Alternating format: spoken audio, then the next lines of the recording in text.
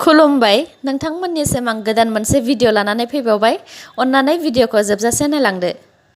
आसामनि chief minister Sarbananda सन'वालखौ मैया गुवाहाटीनि Assam administrative staff कलेजाव बड' साहित्य सभानि प्रेसिडेन्ट बिथां थरेन बर'जों लोगोसे बर'नि मोनथाम हानजाया लोगो हमदों।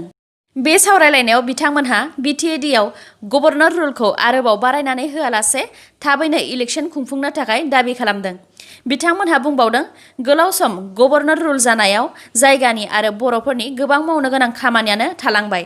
बेनिखायनो बिटिएडि जायगानि गभर्नर रुलखौ आरोबाव बारायनानै होआलासे बिटिसिनि बिसायख'थिखौ थाबैनो खुंफुंनानै होनो थाखाय दाबि खालामदों।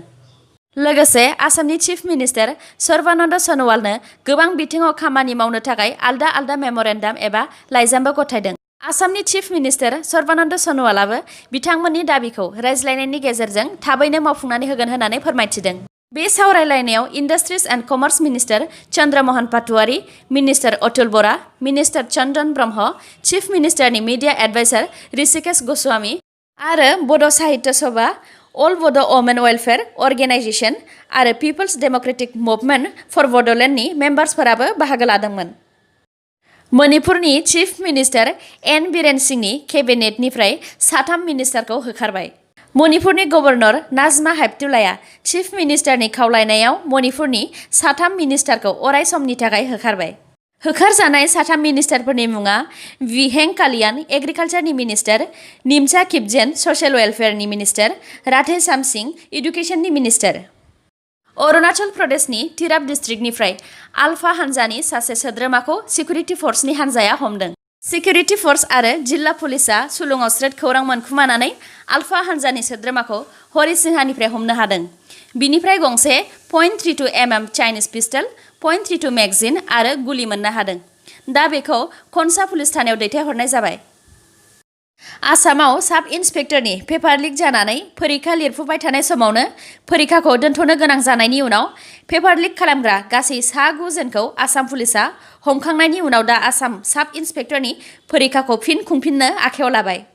आसाम गभर्नमेन्टआ साब इन्सपेक्टरनि फरिखाखौ 25 अक्ट'बर एबा 25 अक्ट'बराव खुंफिनगोन होननानै फोरमायबाय।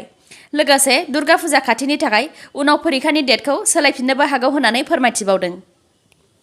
नारकटिक्स कन्ट्रल ब्युर' (एनसिबि) आ ड्राग्स जानायनि सोंनाय लानो थाखाय दीपिकाखौ 25 सेप्तेम्बर एबा गाबोन लेंहरनायनि उनाव सारा आलि खान आरो श्रद्धा कापुरखौ 26 सेप्तेम्बराव लेंहरबाय। दीपिका पादुक'णआ गवायाव शुटिं खालामगासिनो दंमोन, दिनै गवानिफ्राय मुम्बाइसिम फैफिनगोन।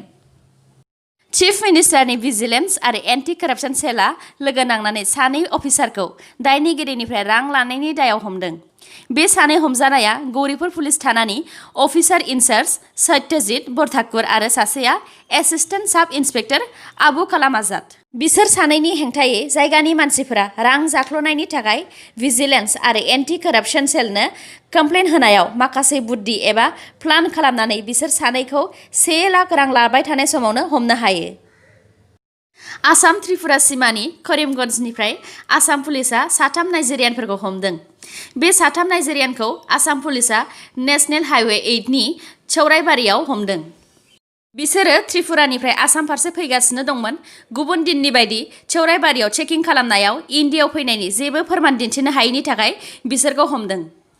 बिसोर 3नि मुङा नामदी बार्नार्ड नावाली, प्रिन्स पल आरो इजी कलिन्स। आरो बिसोर 3आ बांलादेशनिफ्राय त्रिपुरायाव हाबफैदोंमोन। आसाम गभर्नमेन्टआ दिनै हाबा जानाय हिन्जावफोरनि थाखाय अरुन्धति गल्ड स्किमखौ बेखेवबाय। डक्टर हेमन्त बिश्व शर्माया बे स्किमखौ श्रीमन्त शंकरदेव कलाक्षेत्र गुवाहाटीनिफ्राय बेखेवदों। बे स्किमनि गेजेरजों स्पेसियेल मेरिज एक्ट 1954 नि सिङाव रेजिस्टार्ड खालामनाय हाबा जानाय आइजोफोरा 40,000 रां मोननो हागोन। बे स्किमखौ मोननो थाखाय www.revenueassam.nic.in/अरुन्धति/ आव थांनानै फर्म फिलआप खालामहैनांगोन। हिन्जाव गोदाना 18 बोसोर जानाय जानांगोन आरो हौवा गोदाना 21 बोसोर जानाय जानांगोन। हाबाया स्पेसियेल मेरिज एक्ट 1954 आव रेजिस्टार्ड जानाय जानांगोन।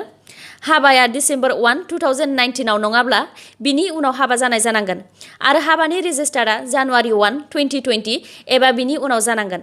सेथि खेबनि थाखाय हाबा जानायफोराल' बे रांखौ मोननो हागोन। दिनैनि निउसआ एसेनोसै। गाबोन आरो गोदान निउसजों लोगो मोनफिनबावगोन। नोंथांमोना दासिमबो आंनि चेनेलखौ साबस्क्राइब खालामनानै लायाखैबा अन्नानै साबस्क्राइब खालामनानै लादो आरो लाइक कमेन्ट आरो शेयार खालामनो दाबाव। गोजोन्थों।